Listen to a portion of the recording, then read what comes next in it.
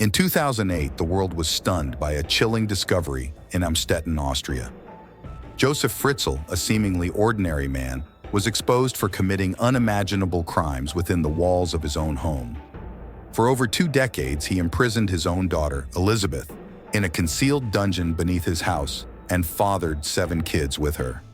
The Austrian father, accused of holding his daughter captive and raping. Let's explore this horrifying saga of abuse, manipulation, and secrecy that shook the world to its core.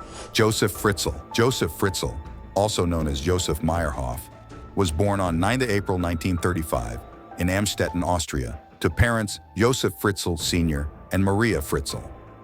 Raised as an only child by his hardworking mother, Fritzl's childhood was marked by his father's abandonment at the age of 4, leaving him without paternal guidance throughout his upbringing. In 1956, at the age of 21, Fritzl married Rosemarie, who was 17 years old at the time. Together, they had 3 sons and 4 daughters, one of whom was Elizabeth, born on 6 April 1966. This family structure would later be shattered by the horrifying revelations of abuse that came to light decades later. It was reported that Fritzl started sexually assaulting Elizabeth in 1977 when she was 11 years old. The hidden chamber. In August 1984, when Elizabeth reached the age of 18, Josef deceived her into going to the basement by saying he needed assistance with a metal door. Indeed, Fritzl had been converting the basement into a makeshift prison, and the door was the last element required to secure it. Using a towel soaked in ether, he made Elizabeth lose consciousness before enlarging the cellar. A sink, toilet, bed, stove, and fridge were arranged behind a shelf in Fritzl's basement workshop. They were protected by an electronic code that could be activated with a remote control. To get to where Elizabeth and her children were kept, 5 rooms with locks needed to be navigated. In all, 8 doors had to be opened following Elizabeth's disappearance. Fritzl's wife, Rosemarie, and mother filed a missing person report for him. Fritzl informed the authorities that she had become a member of a cult and handed over a letter written by Elizabeth, where she stated she would be with a friend and urged her parents not to look for her or she would depart from Austria. Fritzl made regular visits for the following 24 years. Elizabeth went to the secret room every day, bringing food and supplies, despite facing constant attacks.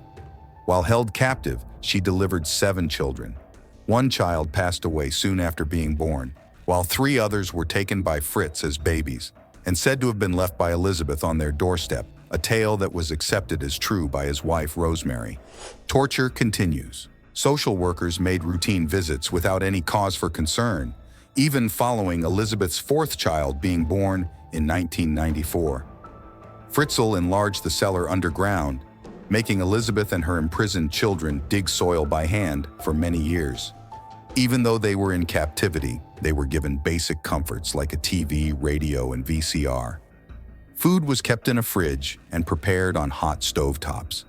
Elizabeth assumed the responsibility of educator, instructing the children in reading and writing. Nevertheless, Fritzl would frequently maintain discipline by depriving individuals of light or sustenance for long periods of time. He filled Elizabeth and the remaining children, Kirsten, Stefan, and Felix, with fear, warning them about gas if they tried to flee, and about electrocution if they touched the cellar door. Fritzl explained to his sister-in-law Christine that he required the basement for extended periods to work on drafting machine-design blueprints for manufacturing firms.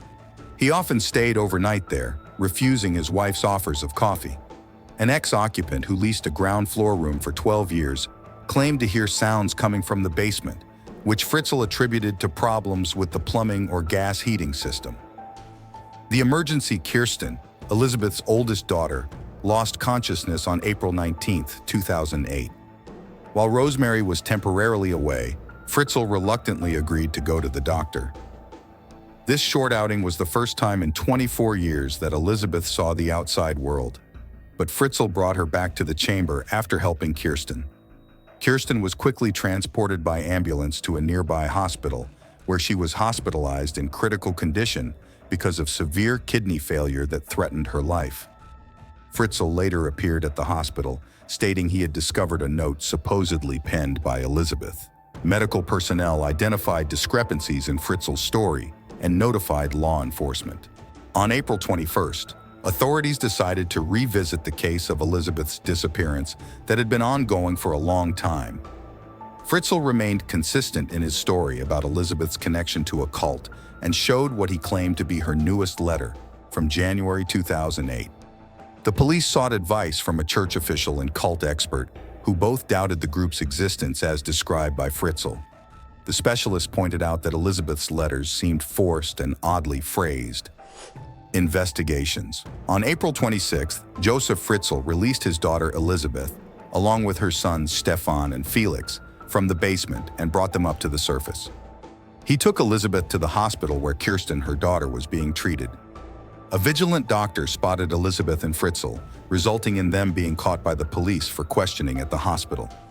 Elizabeth began revealing details of her 24-year captivity to the authorities, reassured by the knowledge that she would never have to face her father. Later in the day, a 73-year-old man named Fritzl was arrested on suspicion of perpetrating severe offenses against his own relatives. That night, Elizabeth, her children, and her mother Rosemarie received care. Rosemarie was ignorant for many years about the awful experiences Elizabeth went through because her husband had been deceiving her. The full extent of the suffering experienced by Elizabeth and her children during their captivity was made known. Kirsten lost her hair due to stress, and Stefan developed physical issues from living in the cramped basement. At a press conference on May 1st, Fritzl's lawyer confirmed the existence of DNA evidence proving incest, but asked for additional proof to back up the allegations of rape and coercion. Austrian officials revealed that Fritzl had Elizabeth write deceptive letters, stating that she wanted to return home, possibly as a plan to rescue her from a fictional cult.